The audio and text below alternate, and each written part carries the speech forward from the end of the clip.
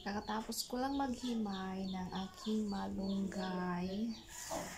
Ayan. Dinamihan ko yung pagkuha ng aking malunggay kasi akala ko dalawa kaming kakain ng aking asawa. Pero yun pala, umalis siya kasi may trabaho siya ng 3 araw sa Palo. So, doon siya mag-duty sa Palo, sa DepEd ng 3 araw. Kaya, pero hindi pa sigurado yung 3 araw. Baka hanggang Friday pa siya doon. So, ayun. Lalagyan ko na naman to siya ng dala namin kagabi na prito na manok. Tapos, sasabawan ko, talagyan ko ng tanglad.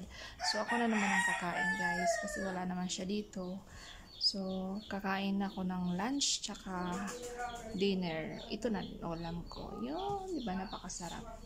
Kaya ang dami. Hindi na ako kumuha ng talbos ng kamuti muna. Ito lang muna, malunggay lang muna ang ihahalo ko sa aking ulam.